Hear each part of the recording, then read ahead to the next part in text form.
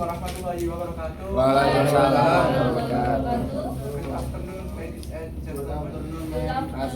Bro. Thank you for your attending in this meeting. We are from delegation from Canada. We will research and offer. Okay. Thank you. Oke. Kok tiba-tiba aku? Oke, yang pertama kami akan membahas tentang Kanada secara keseluruhan ya. Kanada. Oke, bagaimana kondisi negara Kanada? Kanada sendiri adalah salah satu negara yang ada di Amerika Utara, di sebelah utara Amerika. Dan Kanada juga menjadi salah satu negara maju. Negara kita juga pro multikulturalism, democratic country dan pro mutualisme. Negara kita ada di demokrasi parlementer, yang dimana parlemen menjadi tonggak penting dan dipimpin oleh perdana menteri.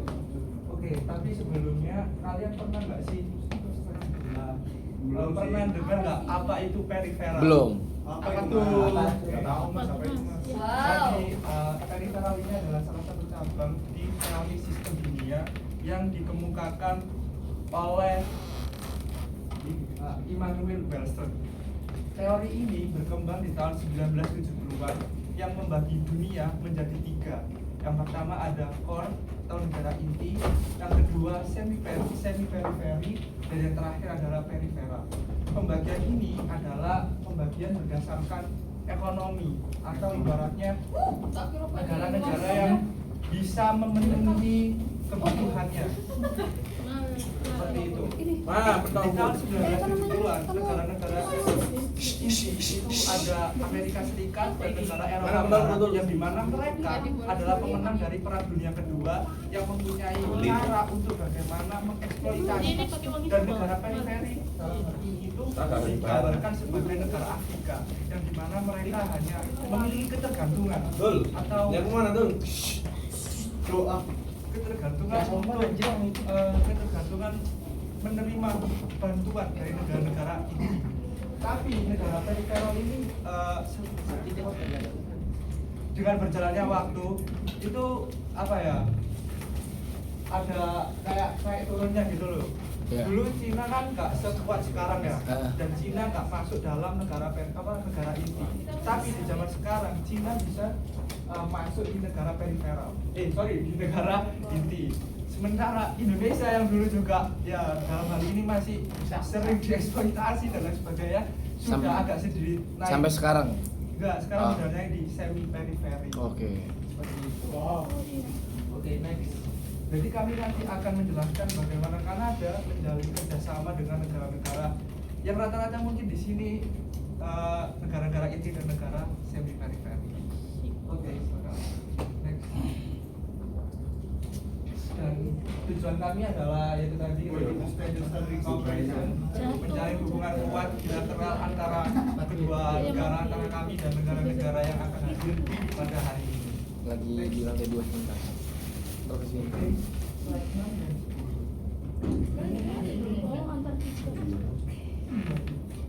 Oke, salah satu contohnya adalah kami mengambil contoh negara yang semi periferi ya. Ya. Yaitu ada Perdana Menteri Justin Trudeau dan Perdana Menteri dan Presiden Republik Indonesia waktu itu Pak Oim. Bukan. Pak Jokowi Widodo. Bagaimana Canada relations recently passed the 65th anniversary, but they still have tentative program with regular talk about developing extra Canadians. Di sini kami sedang bekerja sama dengan Indonesia untuk memperkuat energi hijau atau transisi energi hijau untuk pertumbuhan atau target non emission. Panas ini panas. Terus kita juga Okay, so the next is Canada Immigration Point System. Kanada sebagai negara yaitu membuka arus imigrasi dari tahun 1960-an, yaitu 1960 itu pertama kali arus imigrasi ke dalam negara Kanada dibuka. Tujuannya atau objektifnya yakni memperbanyak skill dan pertukaran pelajar. Misalnya nanti dari pertukaran pelajar itu ditemukan adanya potensi yang bisa membangun negara Kanada. Selain itu ada potensi distribusi ekonomi atau pemutaran ekonomi dalam negara Kanada. Pertama kali negara Filipina yang mengadakan arus imigrasi ke Kanada in the late of 1960s, dan mereka adalah potensi negara yang banyak sekali masuk ke dalam Kanada. Karena apa? Di dalam bahasa rakyat Filipina, Inggris juga termasuk bahasa utama mereka. Dan sampai pada tahun 2021, over 960.000 Kanadian itu adalah orang Filipina. Dan ini membuktikan bahwa kita juga membuka peluang bagi para Filipina yang already di sana untuk terus mengembangkan potensi-potensi mereka.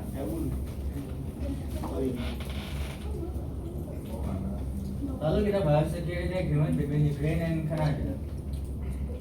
Kita tahu bahwa Ukraine dalam masa krisisnya, yaitu atas invasi Rusia kemarin, berantakan, dan Kanada support 3 miliar Kanadian Miliar juta.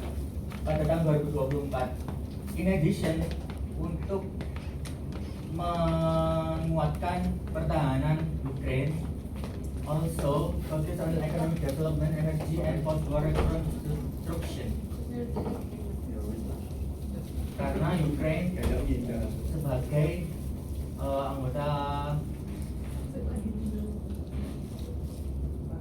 NATO dan European Union integration.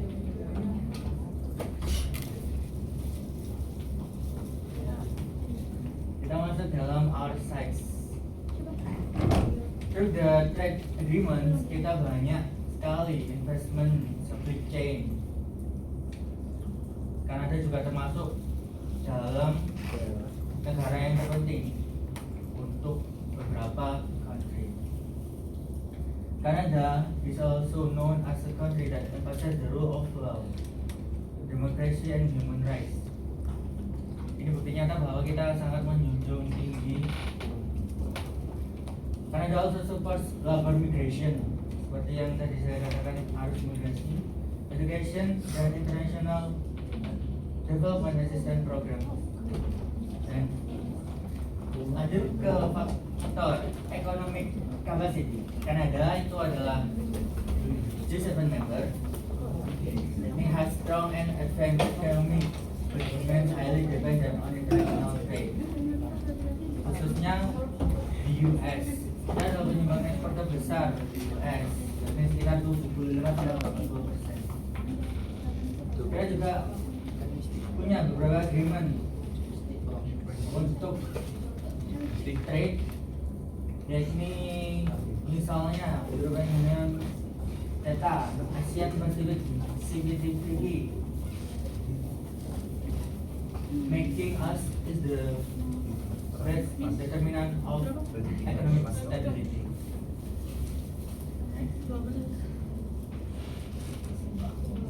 Kapasitas militer. Canada is a NATO member and has a NORAD partner with the US.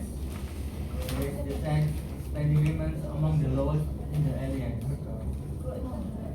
Pada beberapa reputation, kita juga sebagai peacekeepers leader sejak tahun 2000. Banyak sekali misi yang sudah dijalankan, well effective in domestic emergencies, large scale or sustained operation.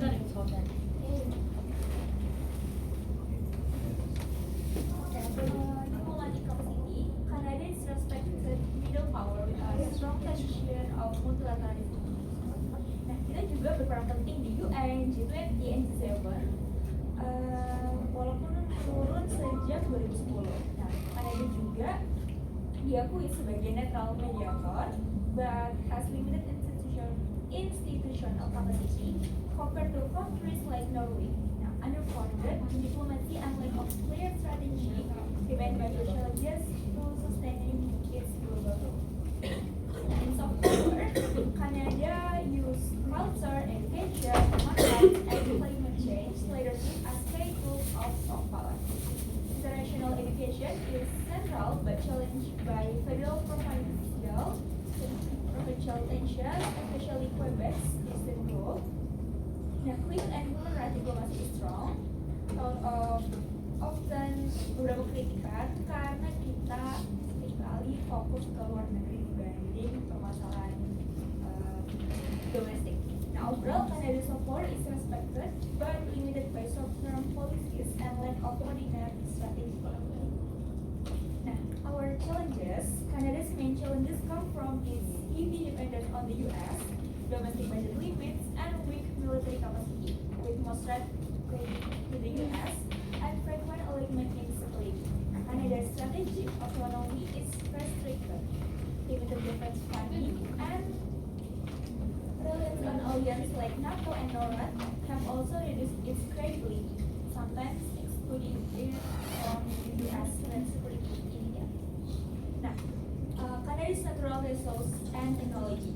Nah, kita punya beberapa natural resource yang bernama LNG, which can be offered as a solution for other countries. Among them are lithium and uranium, are renewable energy sources. Now, Indonesia, Canada is known as a country with advanced technology and is implementing artificial intelligence system and transitioning to clean technology. Now, what we offer for UK? Oh, udah. Oh, aku mau begitu. Okay. Now, what we offer for UK? The UK is currently implementing environmentally friendly energy by developing the electric vehicle or EV industry and transitioning to clean energy. Nah, lithium ini sebagai kunci komponen in the manufacture of lithium-ion batteries, which are used to power electric cars, public bicycle, and even energy storage system in households and network. Nah, Kanada ini diperkirakan mempunyai 3,2 juta tons of lithium oxide in hard rock deposit. Nah, di 2024 kita mempunyai 2 lithium projects yang masuk ke the world top 15 producers yang bernama North Sea and North American Lithium or NAL projects. Keduanya berlokasi di Quebec. Nah, Canada juga explore new method of extracting lithium from brine in Alberta and Saskatchewan, which could significantly increase its total supply in the future. Oke, tadi kita sudah mendengarkan bahwa Kanada menawarkan UK. Please, UK, where is the UK? UK, oke. Ya, mungkin dibalikin lagi udah banyak. Oke. Kanada menawarkan lithium untuk UK karena kami tahu bahwa UK sekarang sedang membangun dalam teknologi clean tech ya, kayak teknologi ramah lingkungan seperti electric vehicle. Nah, jadi kami menawarkan kepada UK untuk ekspor lithium karena kami adalah supplier lithium terbesar, yang mana kami mempunyai beberapa sumber lithium untuk menjadi salah satu material dari electric vehicle. And kepada Jepang dan South Korea, di mana Jepang dan South Korea? Jepang. Oke. Konnichiwa. Jepang dan South Korea ini adalah negara yang membutuhkan ekspor dari negara lain di bidang LNG or liquefied natural gas atau gas alam cair. Jadi dan kami sudah tahu juga Jepang dan Korea Selatan memiliki banyak cooperation atau kerjasama LNG dengan negara lain. Tapi kami menawarkan LNG sebagai salah satu supplier kepada Jepang dan South Korea dengan 0% tariff requirement. Dengan sebab apa? Karena Jepang merupakan bagian dari CPTPP. Dan untuk Korea Selatan kami menawarkan 0% tarif karena kami mengerti bahwa Korea Selatan yang membutuhkan LNG juga membutuhkan keseimbangan ekonomi. Oke, sebentar ya. Untuk pihak Korea Selatan di presentasi sebelumnya kan juga sempat menyinggung tentang LNG. Mungkin proyek ini akan bisa menjadi salah satu proyek unggulan atau proyek utama dari kita dua negara untuk saling memperkuat demi mewujudkan transisi energi hijau untuk kehidupan yang lebih baik di masa berikutnya. Khususnya juga Jepang, kita juga tahu Jepang salah satu produsen mobil juga, ada Toyota, Daihatsu dan lain sebagainya. Mungkin kalian juga bisa bekerjasama dengan kami untuk proyek kendaraan listrik dan kendaraan ramah lingkungan lainnya seperti itu. Oke, bisa dilanjutkan. Oke, untuk Saudi Arabia dan Turki, di mana Saudi Arabia dan Turki ini saya boleh? Oke, ahlan wa sahlan. Nah, Saudi Arabia dan Turki ini sebagai salah satu negara yang partnya itu ada di Timur Tengah ya. Jadi Timur Tengah ini terkenal dengan ambisi untuk build a nuclear energy. Saya tahu bahwa Saudi Arabia dan Turki mempunyai ambisi untuk membangun energi nuklir. Jadi kami ingin menawarkan kerjasama ekspor uranium karena uranium ini merupakan main material for the peaceful development of nuclear energy. Main material for nuclear energy.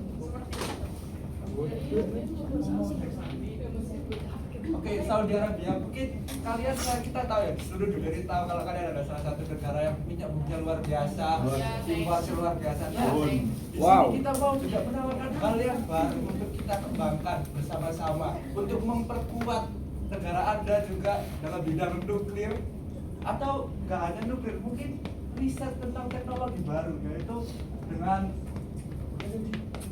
uranium seperti itu. Jadi nggak terkotak ke minyak bumi.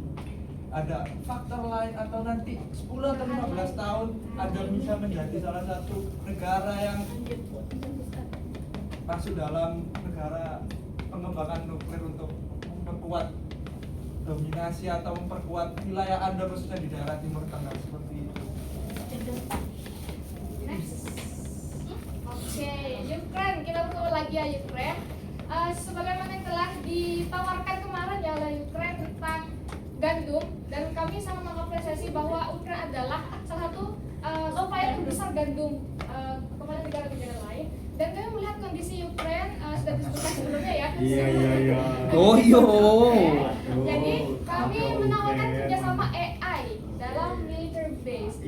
Jadi ini mungkin saya bisa jelaskan sedikit ya tentang ini gimana sih cara kerjanya military base AI teknologi itu. Jadi teknologi ini akan diletakkan di beberapa ladang gandum. Nah, nanti kalau misalnya ada serangan mendadak ya, AI itu akan melacak sensor ya.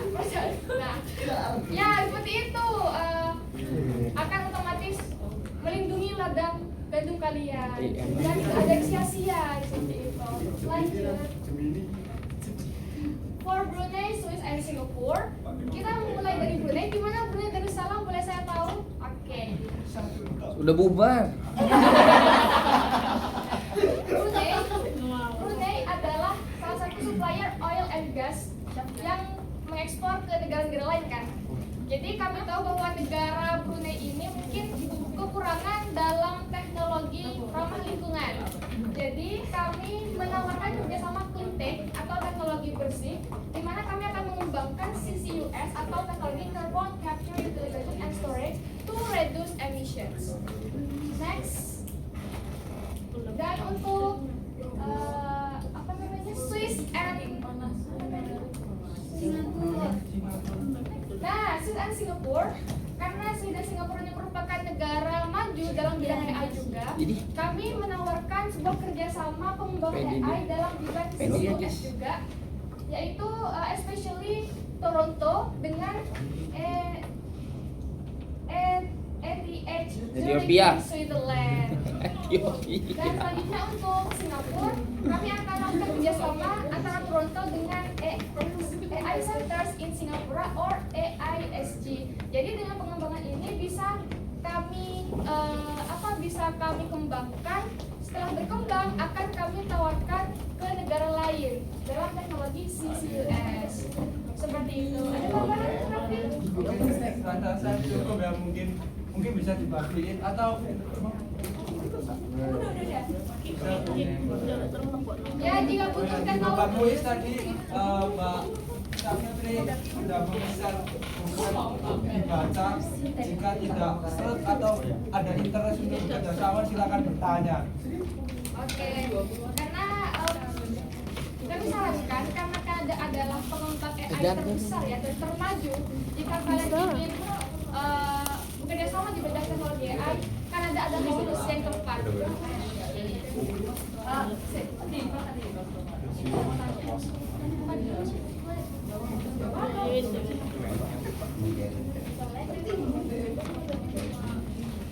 Kami dari Oke, Inggris. Inggris ingin bertanya ya.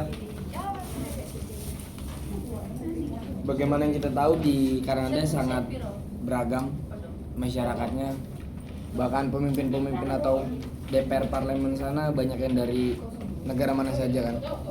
Nah, per 2022 Kanada kan mengenakan pajak penghasilan bisa bahkan up to 60%. Itu kan makin membatasi pergerakan ekonomi di sana. Banyak yang mungkin kuliah di sana pindah, tidak melanjutkan berkarir di sana. Dan saya ingin bertanya kebijakan apa yang akan Anda lakukan mengenai hal ini. Karena menurut saya kebijakan pajak 60% penghasilan itu terlalu besar ya.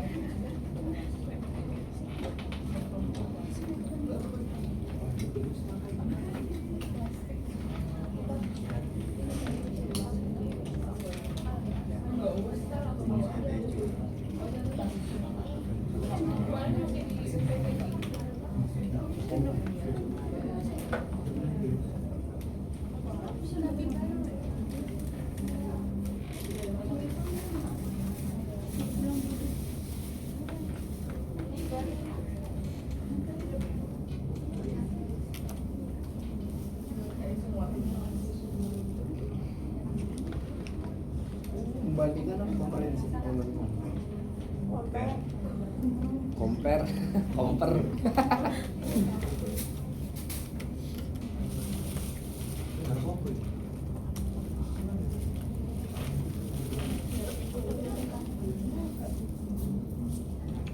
Oke, Mas Rizky ini dari negara apa ya? Inggris. Inggris. Saya tampung dulu ya. Kami maksudnya, kami tampung. Oke. Mungkin ada question atau penawaran lain dari teman-teman negara Banyak inilah lu semua. kerjain juga. Ini langsung gua deadline-nya sama.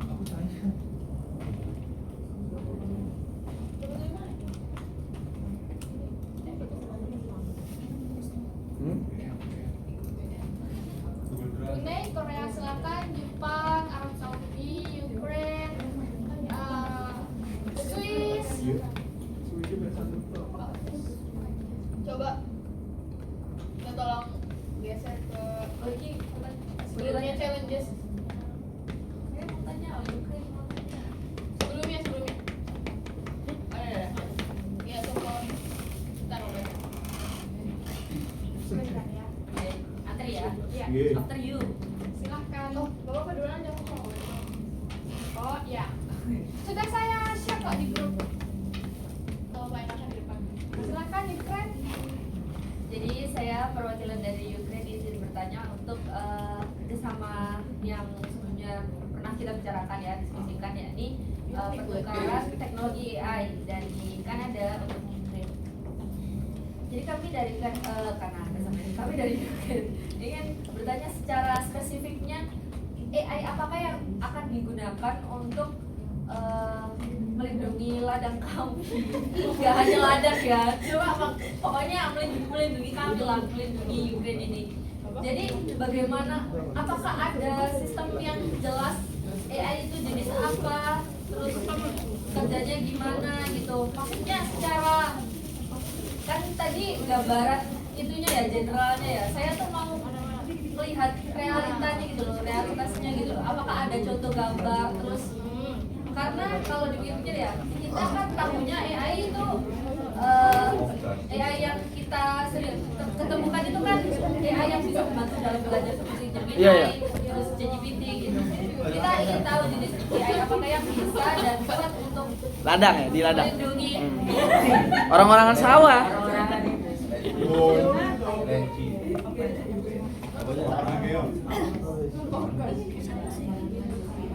apakah ada videonya gitu. Drone, pakai drone bisa pakai drone.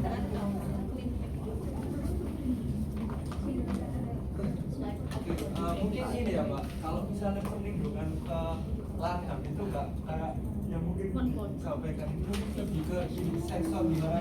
Kalau perang Israel dan ke Iran kemarin ada nah, mungkin kita akan mengembangkan dari sensor yang itu berbasis kecerdasan buatan atau AI dalam hal ini. Jadi bisa meminimalisir kerusakan, nggak hanya di ladang, mungkin di objek-objek vital seperti istana kepresidenan atau gedung parlemen atau gereja. Kan kita tahu bahwa Rusia nggak hanya menerbitkan ladang atau anu, tapi juga tempat-tempat beribadah seperti itu.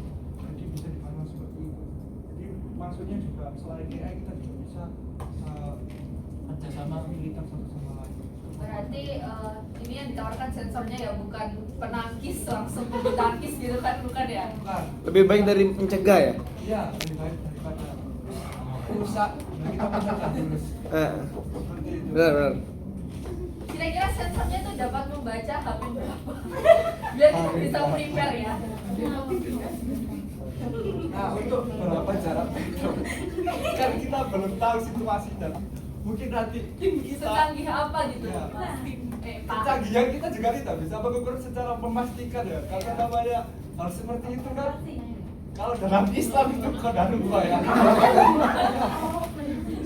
Berarti kira-kira ini masih rancangan ya, masih belum ada. Nah, kita kerjasama untuk meminimalisir hal tersebut. Jadi Ukraina gimana maunya, kita juga bisa mengikuti lah ibaratnya seperti itu. Mau mungkin ditambahin lagi oleh kelompok kelompok saya.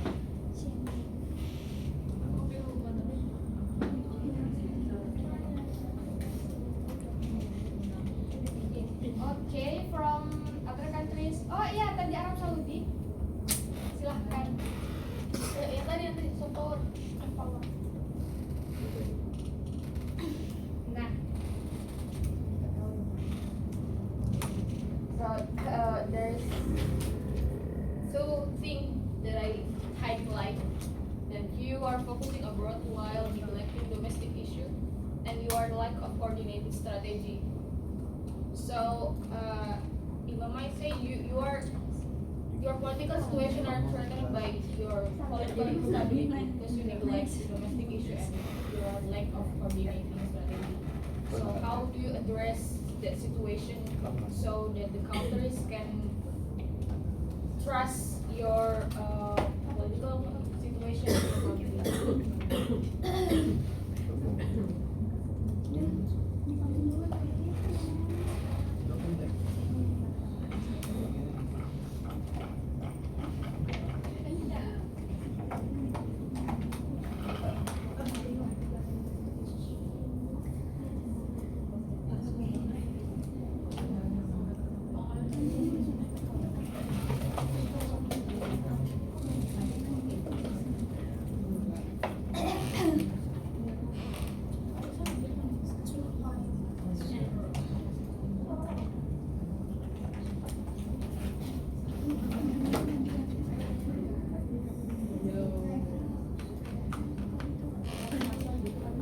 aku coba jawab ya. Jadi negara kita kan tadi dapat bilang tentang bagaimana cara kita untuk mengatasi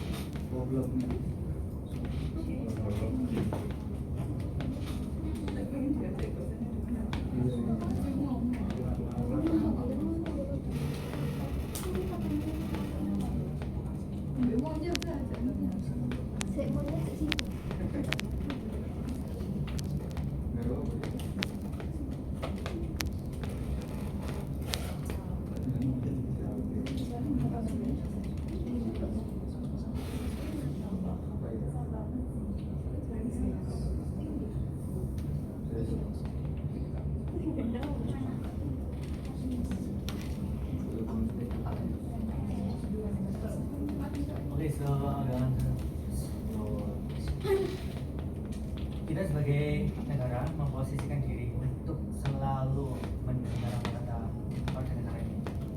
Cuman daripada itu, kita sebagai pemerintah juga ingin untuk terus maju dan memikirkan masa depan bangsa.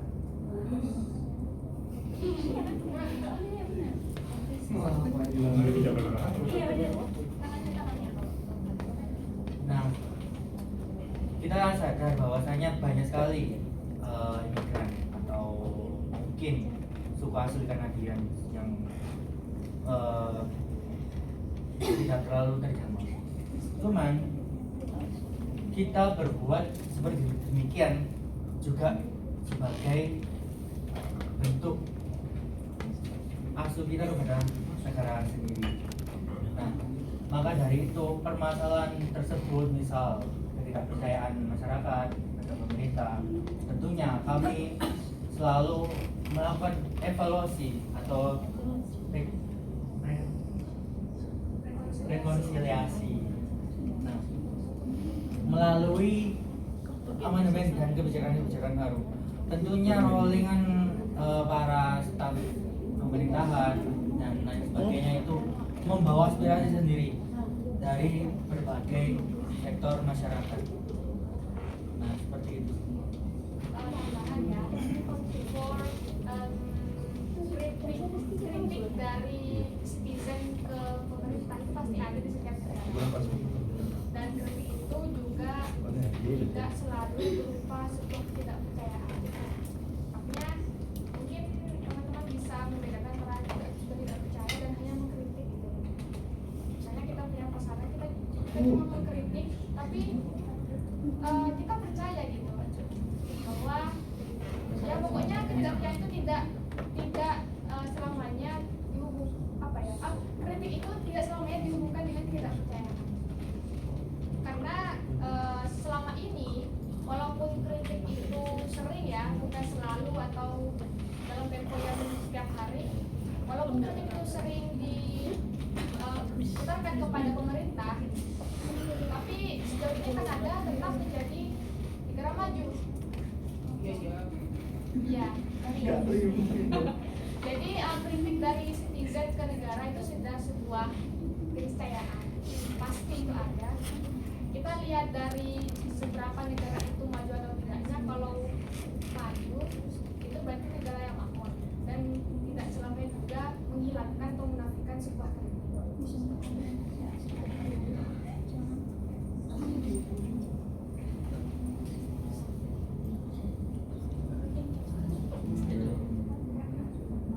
Oke, Turki.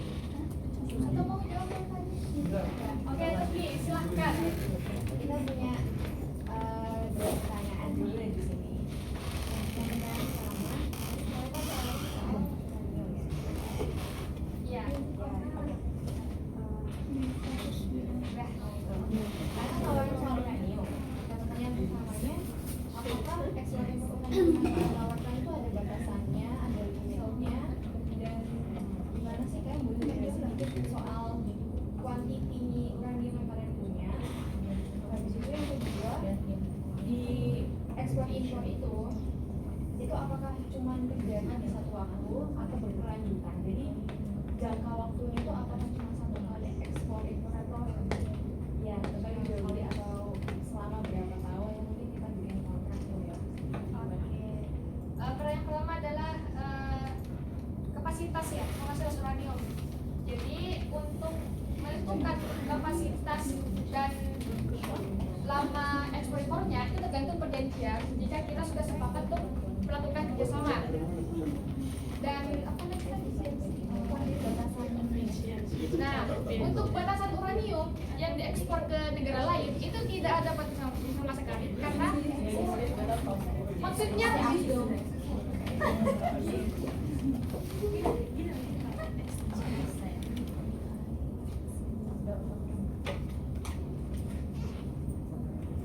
oh maksudnya ngirimnya ke negara gitu ya. Oke.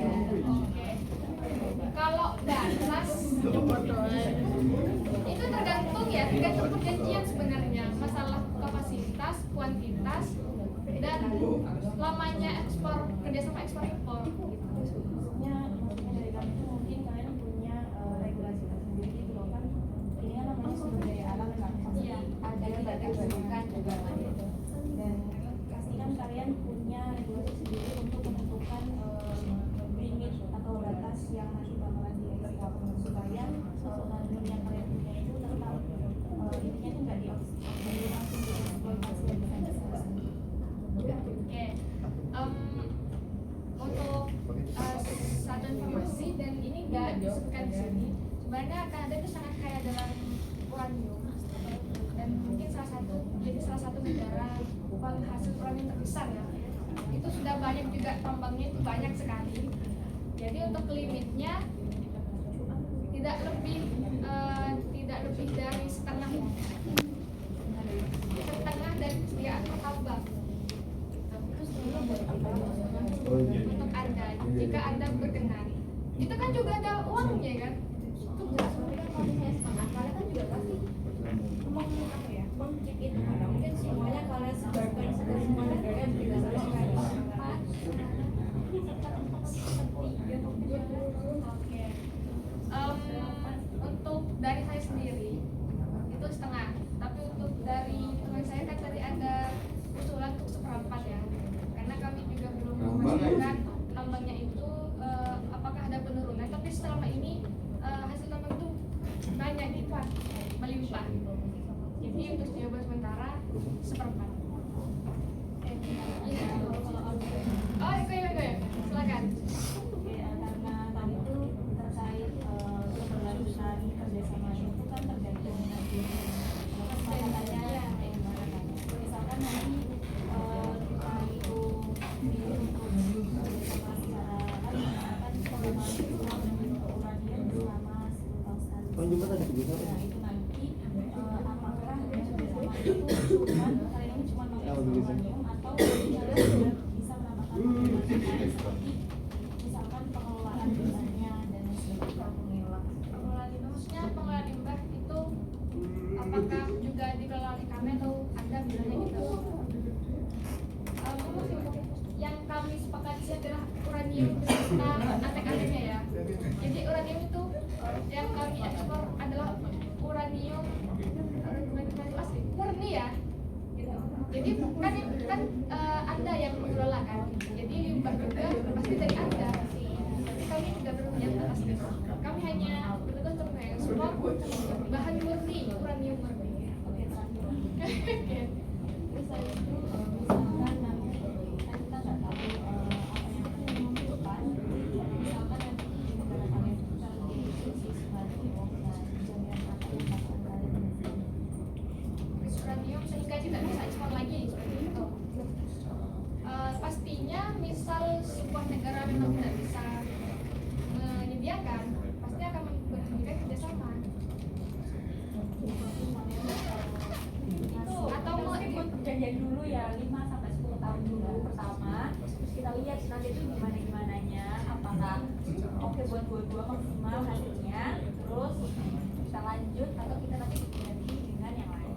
Kalau misal ya, jadi di saat itu ternyata kurang dari itu persediaan kalian tuh udah krisis. Itu kebijakan apa? Ternyata kita kan juga pengen enak dua-duanya ya. Kalau kalian habis kan diberhentikan, kita kan juga rugi. Kita juga mau produksi ya tes yang dari itu.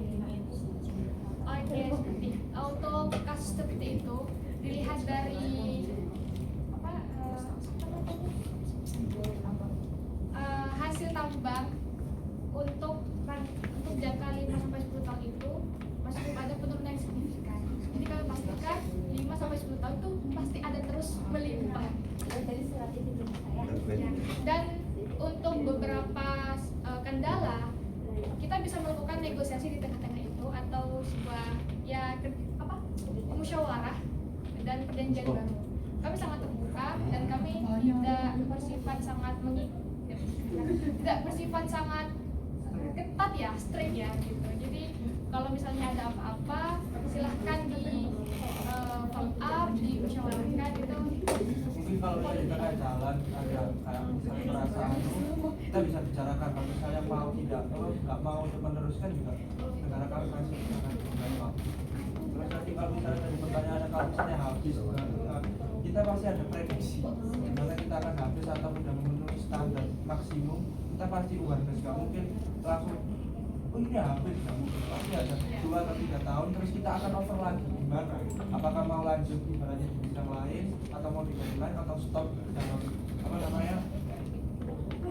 di perjanjian itu kita juga di sini intinya kita transparan sama-sama dan bikin solution satu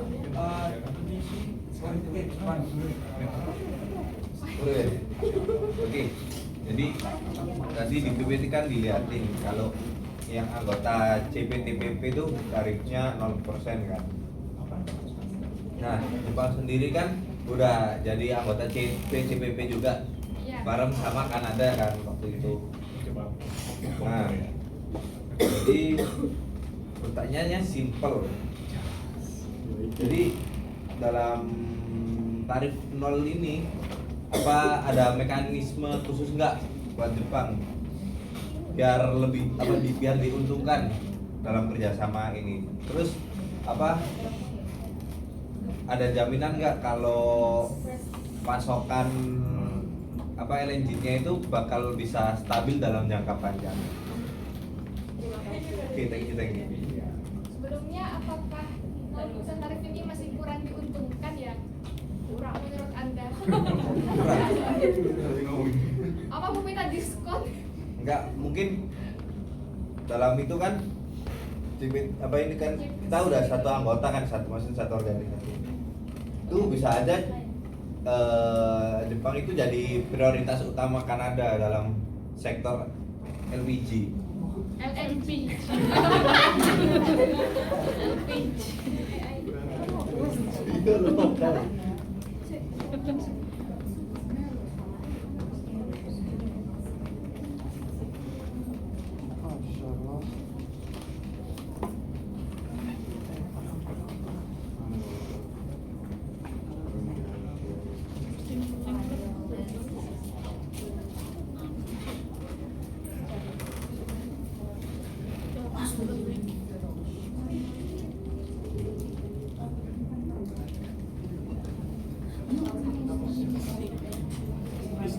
Wait.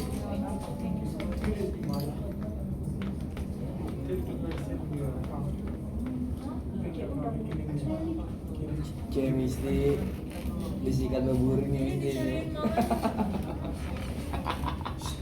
Disikat babiri. Babilu. Baburi disikat baburi, yes. Mesti sama baburi. Happy wedding.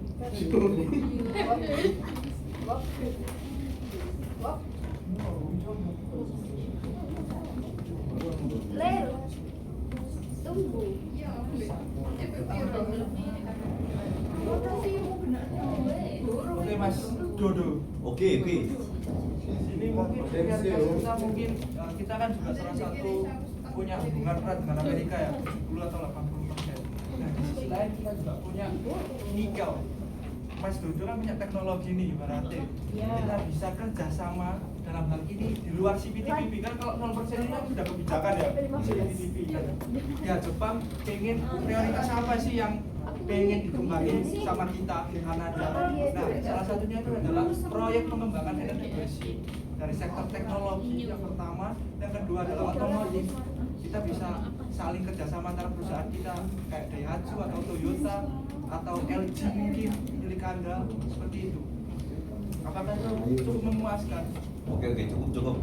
Dan mungkin kita juga akan menjadikan Jepang sebagai salah satu negara prioritas Oke, utama. bisa sit down. Menjadikan Jepang menjadi prioritas utama kita dalam ekspor nikel tersebut. Seperti itu. Oke, terima kasih. Terus yang kedua, menanggapi dari pertanyaan pihak Inggris. Tadi sempat riset tentang pajak 60% itu ternyata benar karena Iya. 60% tadi ya. Iya. Itu memang benar.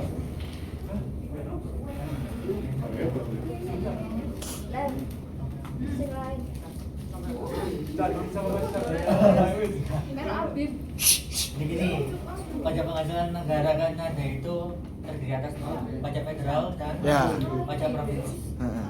Nah, kita menentukan pajak provinsinya itu Tiga. dari provinsi yang misalnya kalau di sini Jakarta, kalau di sana seperti yang dari pendapatan per kapita per kepalanya, dan juga 60% yang seperti kata Anda itu bukan berarti semua orang yang ada di Kanada mendapat pajak demikian. 60%. Nah, pajaknya itu juga bersifat marginal. Jadi semakin tinggi penghasilan, semakin tinggi juga pajaknya. Dan juga alokasinya itu digunakan untuk kesehatan, distribusi, apapun itu yang mencakup untuk kesejahteraan rakyat dan penjaminan taraf hidup masyarakat Kanada. Dan juga pajak sekian itu dikhususkan untuk orang yang mempunyai pendapatan per tahun sekitar 235.000 lebih. Jadi kalau dilihat dari konteksnya 60% itu bisa jadi dia memiliki pendapatan sekitar 235.000 itu tapi ditambah dengan asuransi dan juga insentif lainnya, makanya sampai dengan angka 60% itu. Tapi bukan berarti semuanya meskipun itu pelajar apalagi itu tidak akan mungkin dikenakan pajak begitu besar. Jika untuk pelajar itu dikenakan berapa persen? Yang nggak mau belajar mana ada penghasilan. Ada dong. Di sana part time sangat didukung. Di sana ada visa untuk pelajar. Itu bukan termasuk penghasilan. Itu insentif. Tapi dipotong pajak juga kan? Apa enggak? Iya, saya akan nanya. Kalau di sana. Insentif. Jadi itu misal kalau bisa dapat samu lah, uang saku lah sih. Dapat pelanganan dari pemerintah. Kalau di sini itu kan artinya ya enggak mungkin dipotong pajak penghasilan, karena pajak penghasilan itu definisinya penghasilan yang berarti dari pekerjaan, bukan dari insentif gitu. Jadi gaji pokok lah istilahnya. Oke, berarti kalau untuk pelajar nggak ada pajak penghasilan. Ya.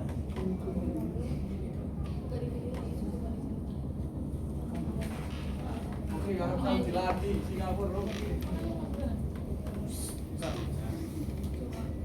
Ini kan berdasarkan data yang saya peroleh. Kanada ini mereka membuka penambangan di negara-negara periferal yang kalian bahas tadi. Dan di satu sisi kalian juga membahas mengenai concern dengan environmental issues. Dan saya kira kalian ini terlalu double standard ya. Di satu sisi kalian mengeksploitasi sumber daya alam di negara-negara peripheral, dan di satu sisi kalian juga mengeksploitasi seperti ya uranium, nikel yang dihasilkan tadi. So gimana itu? Oke, saya akan menjawab dari perspektif teori dan dari sistem kemanusiaan. Kita terus terang dan kita tidak munafik satu sama lain. Negara-negara peripheral memiliki ketergantungan terhadap kita. Di sini negara-negara maju juga nggak serta merta. Oke, kita eksploitasi atau kolonialisasi baru. Kita memberikan insentif kepada mereka, kepada pemerintah. Tapi aksinya atau implementasinya itu kan tergantung mereka. Ya kan? Seperti itu. Jadi kalau kita melihat dalam teori, apakah sesama negara maju juga nggak saling ketergantungan? Kita bicara soal Kanada dan Amerika Serikat, kita sama-sama negara maju, negara kok. Kita 70% di situ. Amerika juga salah satu negara yang dalam hal ini mendukung transformasi energi bersih dan lain sebagainya. Tapi mereka juga melakukan hal yang seperti ini. Setiap tindakan pasti ada plus dan minusnya. Tapi untuk meminimalisir hal tersebut, kita juga sudah mengantisipasi kan, kita kasih perjanjian ke mereka. Kita nggak ujuk-ujuk atau kita nggak serta-merta langsung datang, kita mau perjanjian enggak. Tapi kita menawarkan. Kan kembali lagi yang menerima. Kita menawarkan dan mereka tergiur dengan tawaran kita. Maka dari itu kalau misalnya kita double standard atau enggak, saya jujur ya memang kita mengakui tentang hal tersebut. Tapi di sisi lain masih ada aspek di mana pemerintah negara-negara peripheral hal ini seperti negara-negara Afrika yang mereka juga mau. Karena kita topiknya di peripheral conflict, artinya kalian menargetkan para peripheral conflict ini untuk bisa ketergantungan ke kalian. Iya. Seperti itu. Iya. Itu kita jawab. Berarti dengan cara kalian menambang di Afrika itu ya, mengeksploitasi sumber daya alam. Tapi seperti ini Mas ya, selain itu kita juga melakukan penambangan di negara kita sendiri. Kita bicara dalam teori dalam presentasi ini tentang bagaimana teritorial dari teori itu tadi sistem dunia negara ini, bagaimana dunia bekerja. Teori ini kan bicara bagaimana kapitalisme bekerja mengeksploitasi seperti itu. Nah, apakah negara kita iya? Kita terus taruh dalam hal ini. Berarti negara kalian mendeklarasikan bahwasanya kalian adalah negara kapitalis yang mengeksploitasi. Kita nggak kapitalis dalam hal ini kayak terlalu banyak seperti negara Cina atau Amerika Serikat. Di sini kita juga memiliki tambang minyak bumi sendiri di negara kami sendiri. Kita nomor 6 loh pemasok minyak. Ada beberapa ibaratnya gini, di setiap negara memiliki sumber daya alam yang terbatas. Ternyata di negara lain ada negara yang memiliki energi yang dibutuhkan. Jadi ya kita melakukan kerjasama seperti itu. Apakah kita memaksa dalam hal negara itu? Enggak. Kan tergantung lagi. Negara peripheral mau atau enggak? Kecuali kalau mereka bilang aku nggak mau, terus kita maksa dengan mengirimkan militer. Nah itu kita salah. Kan ibaratnya gini, jujur ya. Kalau hal diplomasi, negara maju menawarkan ibaratnya negara berkembang atau negara periferi itu kalah dalam hal yang tadi tawar menawar. Kita memberikan tawaran entah apalah insentif yang dimana pemerintahnya ambilnya kayak setuju, tertarik dan mereka mau seperti itu. Dan itu yang terjadi di negara-negara berkembang dan negara-negara yang terpinggirkan atau periferi. Semi periferi juga seperti itu. Terima kasih. Singapura salah sorry. Sama dulu. Udah tak? Enggak, kamu ada yang Enggak, sudah Mas. Sudah, thank you. Oke. Okay, thank you for the opportunity. And Singapore want to ask, as you explained before about the cooperation between Canada and Singapore in AI sector ya, di green tech nggak sih kalau clean tech sorry. Sebenarnya kami Singapura itu udah punya AI sendiri, namanya NICE 2.0. Nanti kalian bisa search. Nah di situ kita udah punya 10 enablers to achieve our visions and goals. Di luar dari clean tech itu. Nah pertanyaannya itu, di situ kan udah ada beberapa aspek ya dari AI kita sendiri, ada research, government, talent, capability dan banyak hal lainnya. Our question is, gimana kalian bisa menawarkan sektor clean tech itu tadi itu agar tidak ketimpangan antara kepentingan nasional kami dari AI Nels 2.0-nya dengan green tech-nya itu tadi. Karena kan kalau misalnya kita banyak melakukan kerjasama di bidang AI itu tadi, itu tentunya pasti ada ketimpangan, kewalahan, dan yang pada akhirnya itu berdampak pada our corporation, entah itu menyendat, entah itu mungkin ada yang sangat dirugikan gitu ya. Terus sama tolong berikan contoh program implementasi yang real nyata dari clean tech itu tadi, antara di R&D-nya atau di bioteknologinya atau di research hub-nya. Thank you. Boleh saya menjawab? Pertama, karena di Singapura itu tidak ada clean tech, yang adanya itu hanya di research, development. Jadi kami menawarkan kerjasama teknologi yang tidak ada di Singapura agar Singapura ini terkenal dengan agar teknologinya lengkap gitu. Nah, pertama. Kedua, jika AIS ini tidak, yang katanya sampai itu tidak bisa menampung gitu, takutnya ada kesedan atau apa, kami bisa bekerja sama dengan NUS atau NTU. Kan di Singapura saya tahu itu tidak hanya AISG yang merupakan AI Center, tapi juga di basis universitas. Apa tadi pertanyaan yang ketiga? Implementasi program dari clean tech, misalnya apa di R&D dari kalian program nyatanya Yang nggak ada di CCUS, yang nggak di di teknologi CCUS. Karena kalau ini kan kita juga udah ada sendiri di Trusted Environment. Jadi program ini tuh CCUS ini sama kayak Trusted Environment.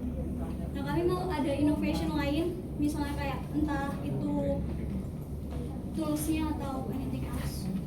Mungkin kita AI-nya kan kalian salah satu negara ini berarti investasi asingnya kan banyak. Iya. Perputaran uang di perbankan juga banyak. Mungkin kita bisa kerjasama di bidang AI security perbankan atau ekonomi sistem. Apakah kalian ada di situ? Ya, kami ada di Compute dan Data di NICE 2.0. Itu udah ada 10 vision our goals in Singapura. Masuk language. What your innovation?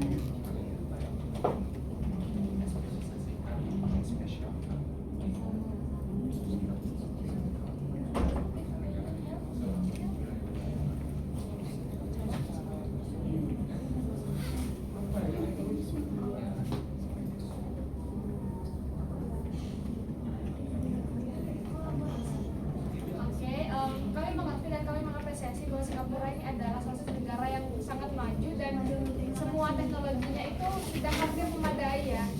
Jadi jika memang teknologi kami ini sudah, maksudnya tidak ada tempat, maksudnya apa ya, tidak mempunyai pengaruh gitu kan.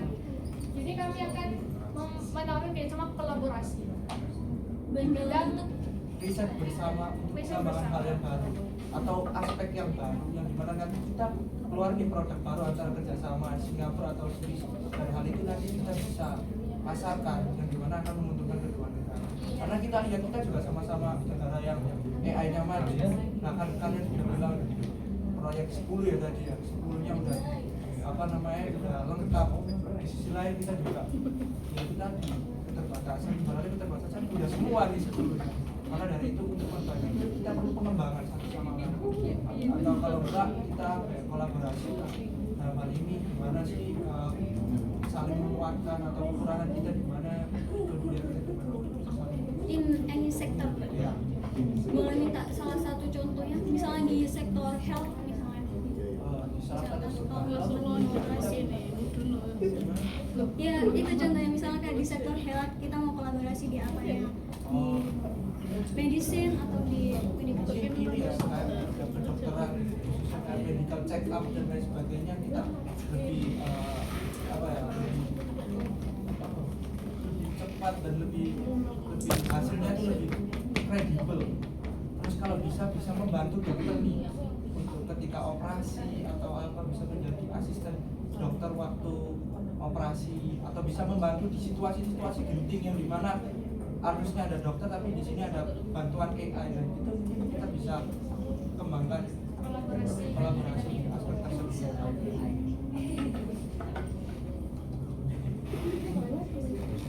Oke, baik, ada yang mau disampaikan lagi dari Singapura?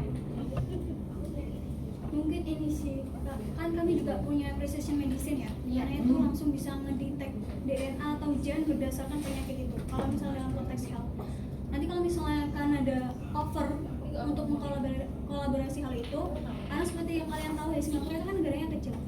Untuk sektor pemasukan industri kayak gitu kan masih kurang tools kampus. Itu mungkin bisa jadi tambahan kita untuk collaborations. Jadi kalian pemasok. Terus ini selain dari research scientific, Funding kita juga bisa kasih duit. Oke, kita kerjasama. Terima kasih. Terima kasih Singapura, mungkin dari ada kasus. Atas itu udah selesai. Waktu. Udah. 45 menit ya? Enggak. Belum selesai. Jawab dulu pertanyaannya. Udah semua? Udah. Ya udah. Udah benar. Oke, terima kasih teman-teman. Mohon maaf sih kalau penyampaian saya tidak jelas atau malah membingungkan. Saya mohon maaf yang sebesar-besarnya. Kembali lagi, kerjasama atau tidak itu adalah hak prerogatif sebuah bangsa. Kita tidak memaksa dan mau bekerja sama dengan kami, tapi besar harapan kami bisa menguatkan hubungan bilateral di antara negara-negara yang ada pada siang hari. Terima kasih. Wassalamualaikum warahmatullahi wabarakatuh. Waalaikumsalam.